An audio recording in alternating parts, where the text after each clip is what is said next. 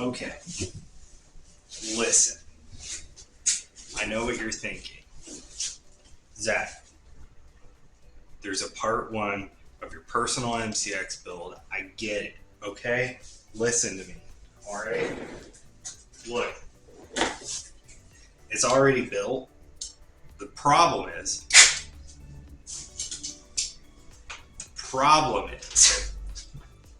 I deleted 4 hours worth of footage. There's still going to be a part two. I'm going to redo it so you guys can see, but it's going to be more of an assembly video more than my work through that. But anyway, this is a precursor to this video. Because today we are working, you see by the magazine, we're working on my favorite replica of all time, the Tokyo Marui NGRS. Alright friends, so we're going to jump into this build. This is, like I said in the intro, a Tokyo Marui NGRS. Super pumped. It's brand new. Been fired like a handful of times, but anyway, we're going to jump right into this. My client was able to get a hold of a Spectre Mark II for the next gen V2 gearbox, which is obviously this guy here. These are discontinued, so we're going to try to take care of this guy. We have an Eagle 6 M120 spring, FLT 5.9mm bushings, FPS soft air tabbet plate, FPS soft air spring guide, FPS soft air carbon fiber reinforced piston with the steel rack, FPS soft air cylinder head, FPS soft air, if you guys haven't are obviously seeing a pattern here, FPS soft air piston head. We actually are using a Lonex M4 nozzle. As you can see, the nozzle length is extremely long on these. My personal favorite, the Quantum Industries Friction Pro. We have my also personal favorite, the T238. Oh!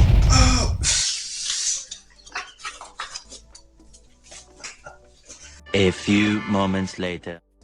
We have a Lonex cylinder, and we have Prometheus 18:1 gear set.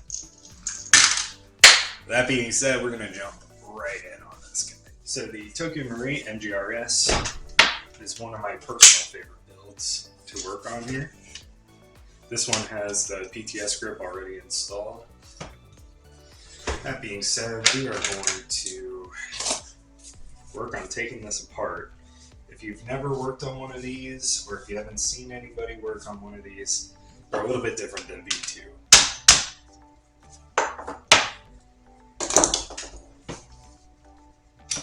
The pin comes completely out, and what you're going to do is actually hold on and slide everything out.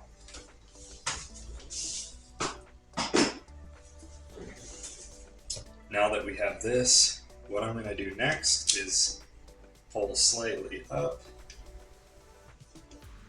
while holding to remove our charging handle. And then right here, we're going to pull up. I'm going to pull back and up. Let's pull it out of the gearbox.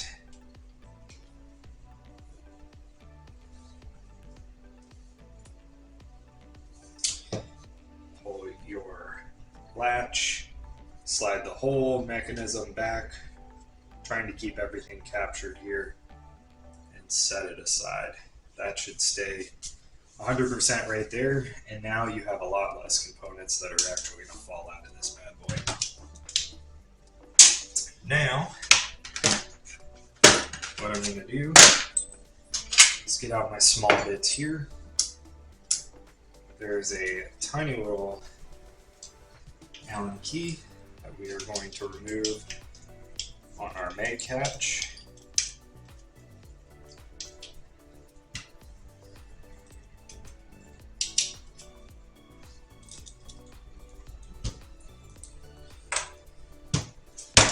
Also, now is a good point to, this is a new type of, let's see here.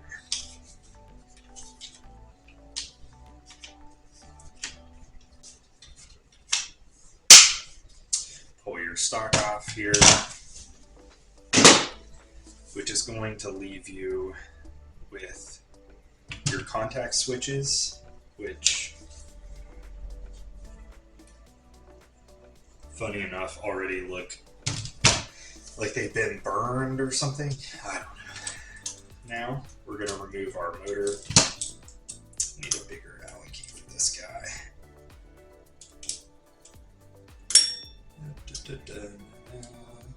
There it is.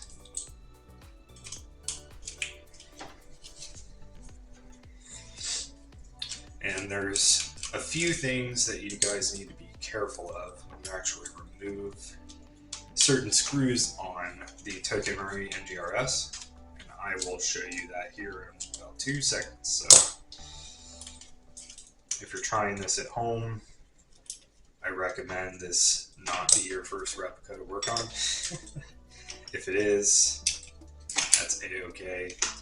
Just understand that you might break something, and I am not responsible for that.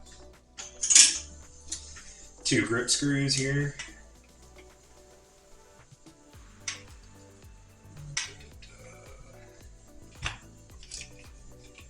Now, like all Tokyo Marui guns, you have to be careful.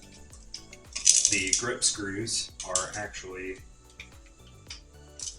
threaded directly into the gearbox shell. If you over tighten them, like any replica, but especially Tokyo Marui, if you over tighten them into the gearbox shell, it will strip out that gearbox shell extremely fast. So please, please, please be careful and keep track of all your parts here. Now that we're at this stage, the next thing I'm going to do, if you can't see, there are 2 tiny, tiny Phillips screws. These are the most notorious to strip out of any screw on any replica that I've ever worked on. Make sure that you get a good screwdriver for this, or the bit that fits these perfectly. I am double, triple, quadruple checking that what I'm using is going to work. And it is. With that being said, what I'm going to do is actually heat these up just a tad. I know I have a blowtorch here, but I'm not going to be aggressive with this at all.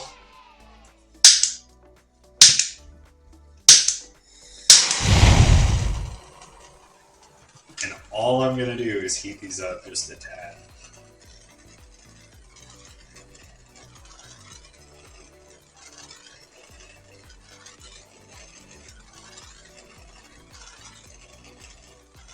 There is Loctite that Tokyo Marui uses on these, so if you don't help it a little bit,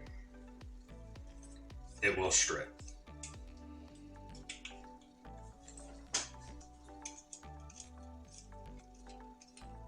And just like that, it's perfect. They're not stripped. Lives to see another day. Now, as you can see, I didn't heat that one up.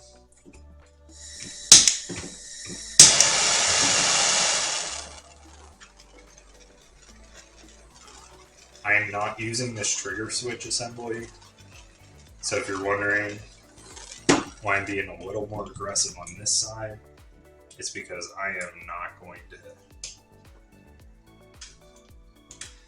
actually use this.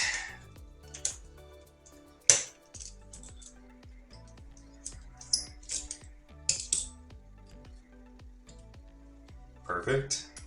I am going to save those screws, but the next bit, because I have the BTC MOSFET, I'm just going to clip this right off. Now you can see as I pulled up on these wires, there is this little bracket that holds the wires down. Save that as well. It's one of the other things that goes missing on all these replicas. So if you buy a Tokyo Marui used NGRS, odds are these will be stripped and the cover for your wires will be missing. I guarantee it. The other specialized tool that you will need for this is a wrench for AR-15s. It's just, you need it. I'm also going to heat this up a little bit because I don't want to strip the threads on the receiver as well.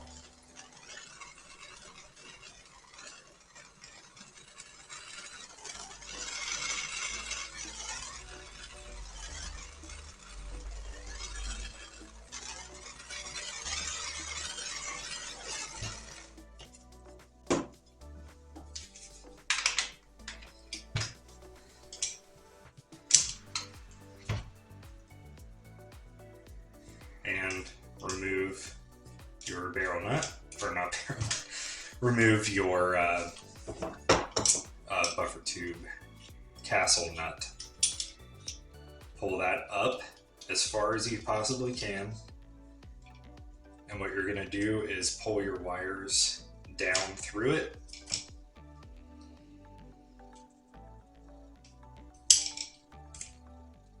And then the same thing with your, it's not a sling plate, but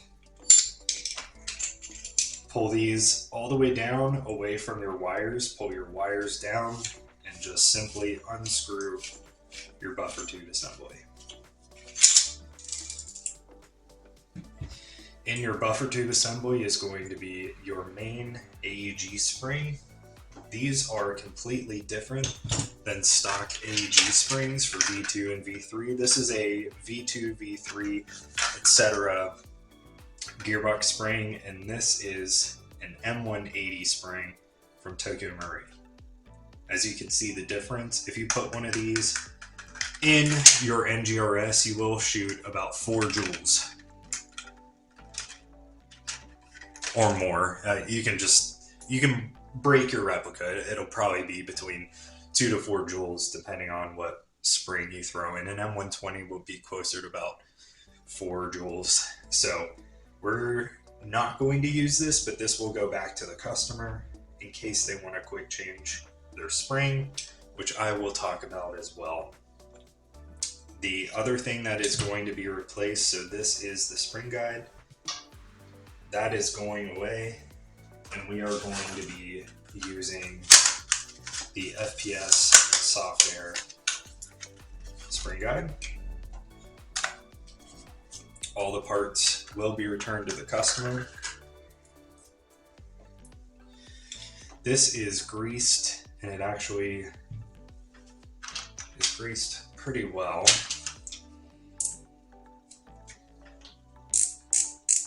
Use some of my grease to grease up my bearings as well as inside my spring guide, and then along the shaft of the spring guide here. Set that aside here. The motor is also not being used, but that will be returned to the customer as well. Next and last, your main trigger body spring is the last thing that's holding this in. These are fake rear pins. Do not try to hammer these out. It is not real.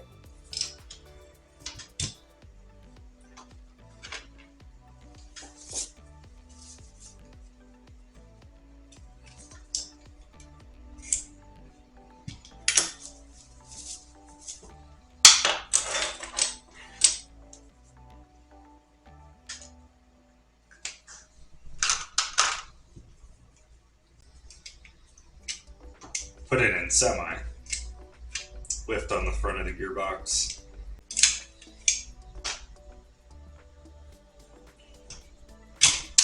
No, I was right. So these do come out. And slide your gearbox out. Now you have your body available. Tokyo Marui uses a literal clear Scotch tape to hold the fake selector on this side. And now we're ready to rock and roll.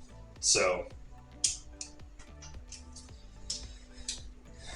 these gearboxes, like I said, they're beautiful. They will last a lifetime if you use them as intended by Tokyo Marui.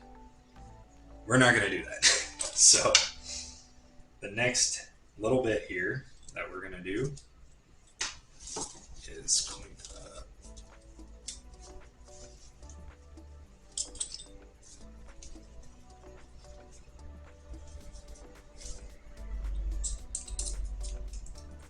We're going to remove now our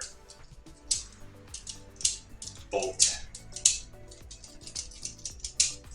assembly.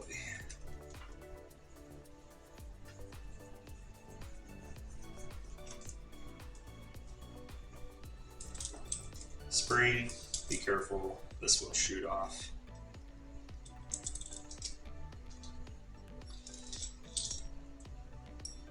And I will show you how to reassemble that. There's a screw under that we remove. It's the only Phillips on the gearbox.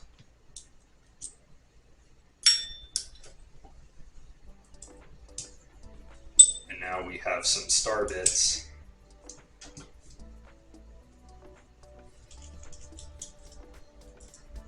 that I'm going to set aside. I'm actually going to heat this up a little bit.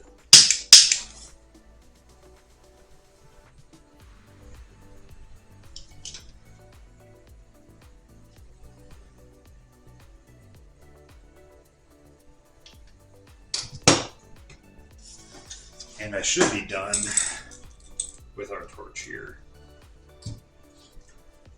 Yep, perfect. There are different size screws. Be mindful when you are removing these. So there is this length, and then there is a smaller length. The smaller length goes in the top right of the gearbox.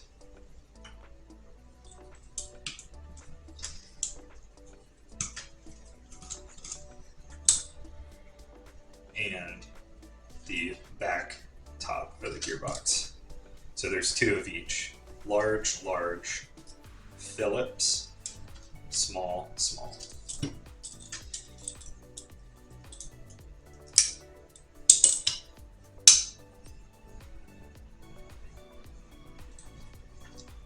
There is a spring holding the tappet on the back side. What I recommend to do is pull out the gears.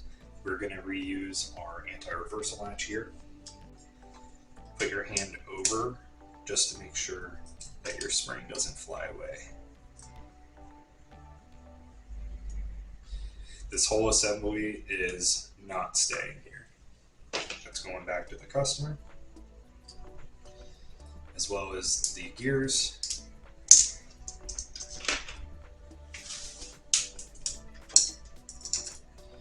The trigger needs to be reused.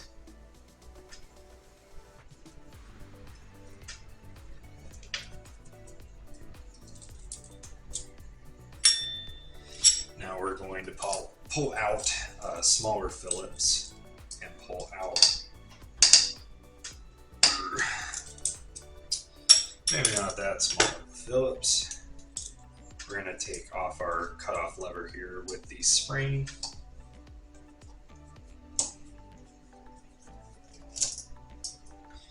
Save that screw.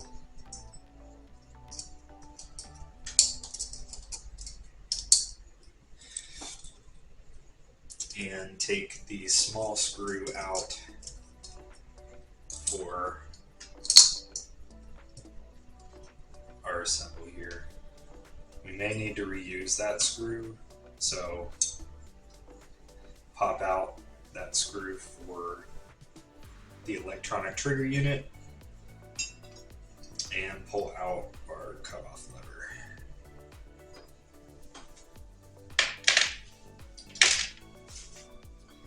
Now you should be left with an empty gearbox as well as this block. This block goes a specific way. So there is almost a crescent moon shape with a hole. The back hole needs to go at the bottom left, and there is a bar, and it just sits like that.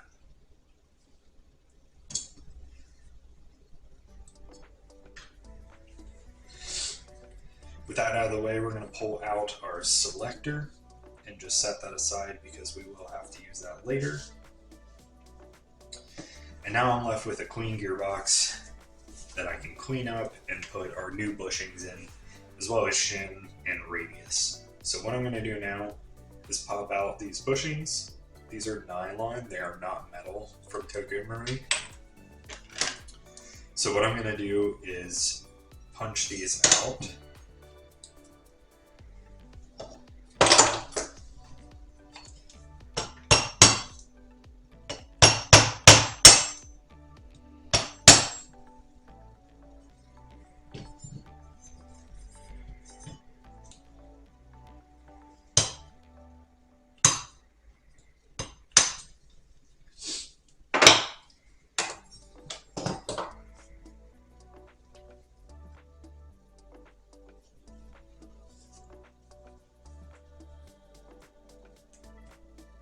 And set these aside as well. We will not use those. Now I'm left with a gearbox that I can work on here. So what I'm going to do is hit this with some alcohol and wipe it down. And then from there, I can press my bushings in and start to shim our gearbox. So I'm going to do that now. Alright guys, so now we get into the fun stuff here. So now we're going to radius this gearbox and kind of kick this off with the actual tech work here of this build. So what I'm going to do for radiusing this gearbox here, as you can see, there's these 90s. You can hear it against the screwdriver here. So what you do is kind of 45 it, not taking too much off, just taking away that 90. And then on this side, you want to flatten it and give it a little bit of a radius. So I'll show you what that looks like here.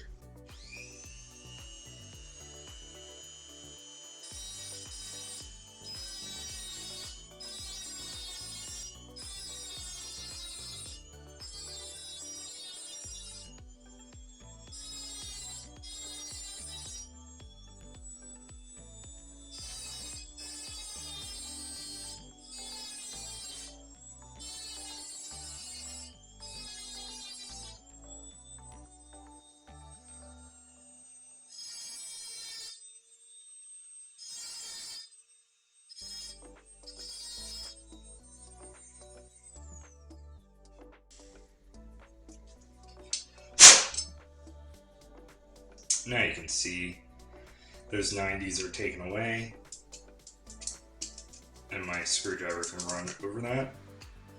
And then if you flip it over, you can see we have a circle here. And that's what we do. That's just a quick little radius that doesn't take away the integrity of your gearbox shell, but actually strengthens it. So some people do it really aggressive and just on the one side, and that doesn't do anything but weaken the gearbox shell. Now the next thing I always do with my gearbox shells, especially on the Tokyo Marui, is I do like to actually polish them. So I will show you that as well. Get in frame there. And how that looks is I'm going to take just a higher grit sandpaper here.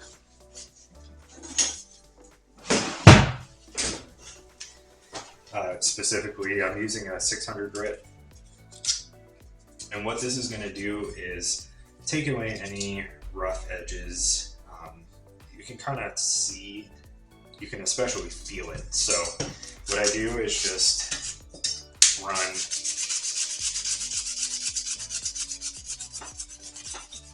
a high grit sandpaper along that piston rack or track. And what I intend for that to do is basically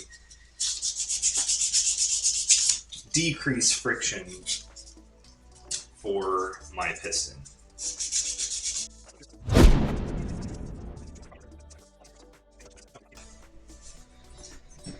Now I'm going to finally just kind of hit this again one last time with some alcohol to kind of clean everything up before I potentially need to JB weld or epoxy these bushings in.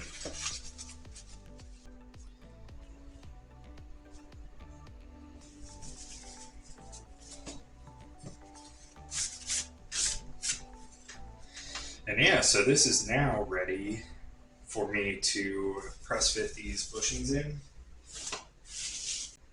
So I'm going to get out my FLT bushings here.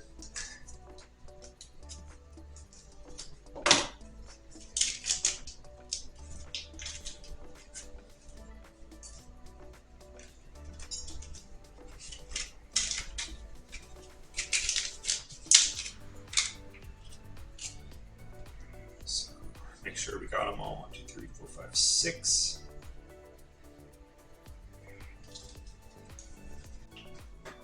What? If you're wondering what the heck, I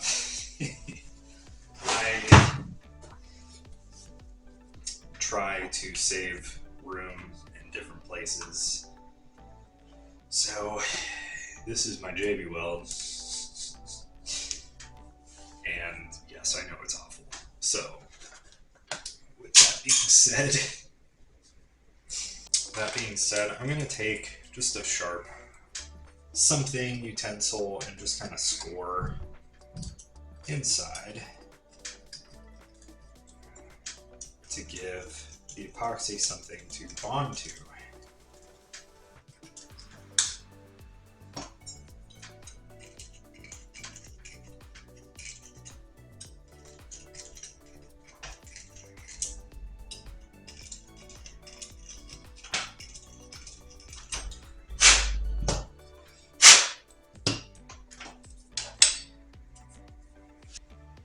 And apply my epoxy into my bushing holes here.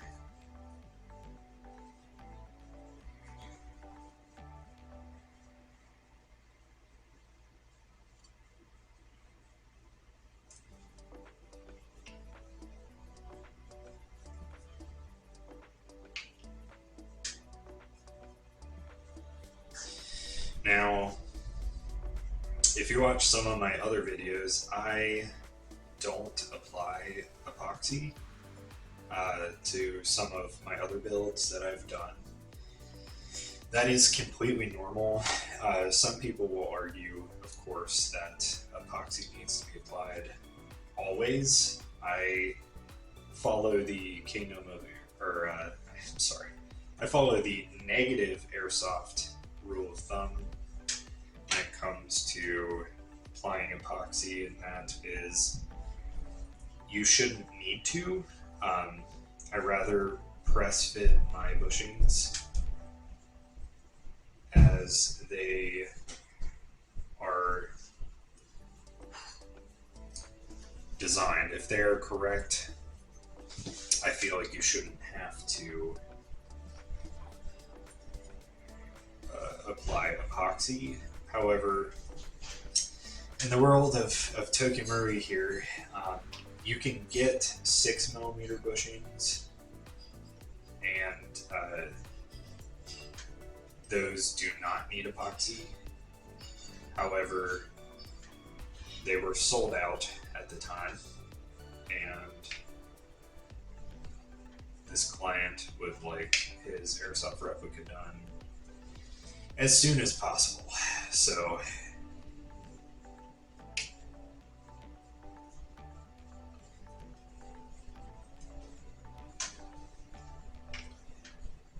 I am just applying epoxy on the contact points and not all over the shell.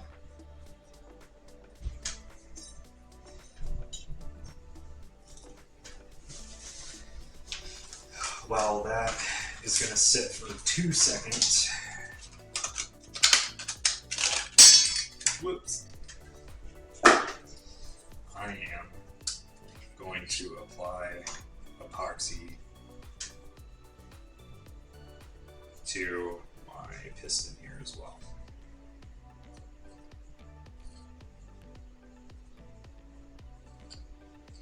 Now, people again are going to argue that epoxy doesn't stick to different types of materials.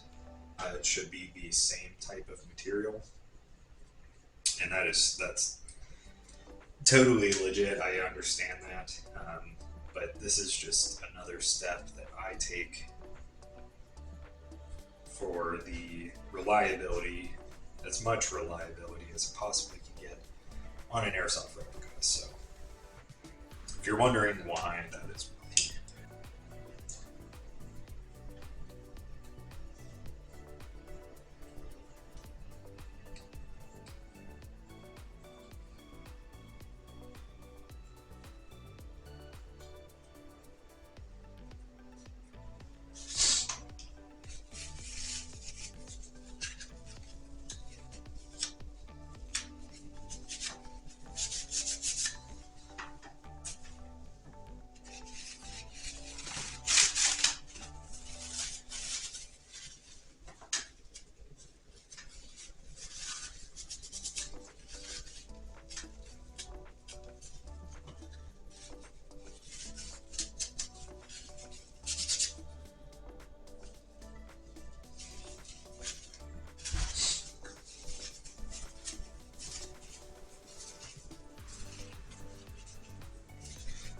Just removing the excess epoxy here.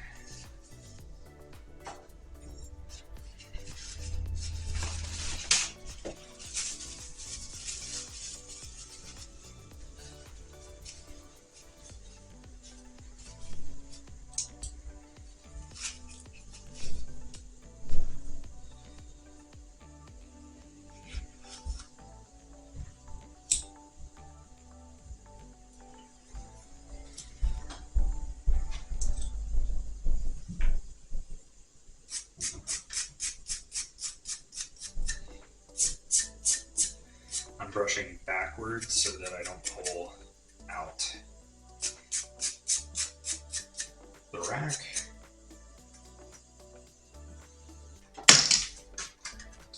Set that aside with our piston too. Now, just going to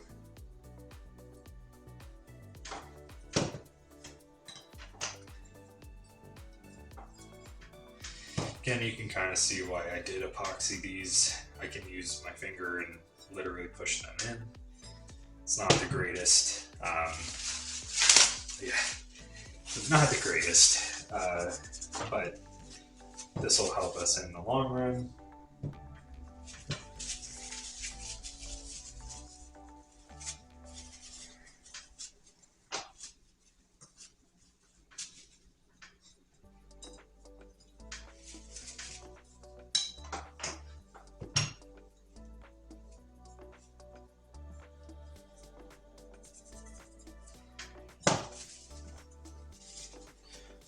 Again, I'm wiping away the extra.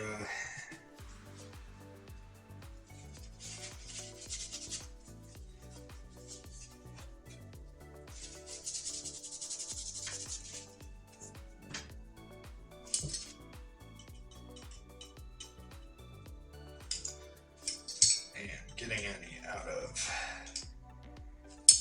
bushing holes here.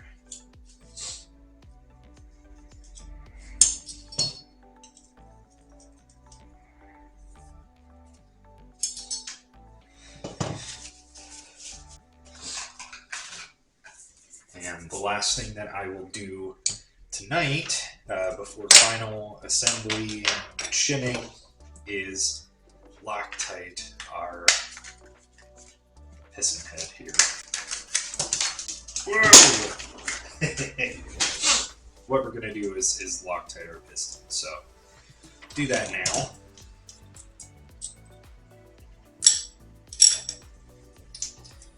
Let's see here. Not quite. We'll find the right. There we go.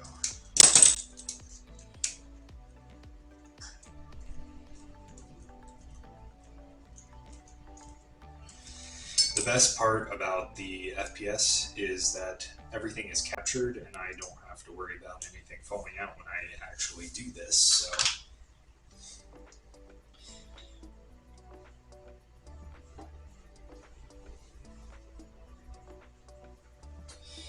the flat surface goes towards the bottom.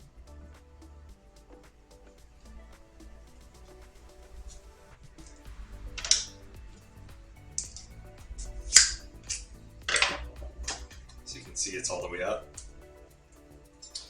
Then what we're going to do is just hit this, make sure to Loctite.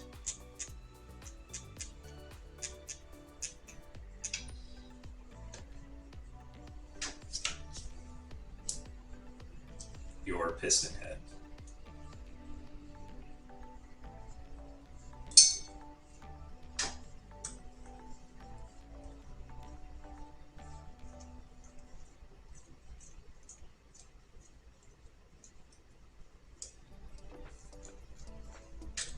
Perfect. Make sure everything's perfectly aligned here. And then I'm going to set this all aside here. Just let this sit overnight to cure fully for our JB weld.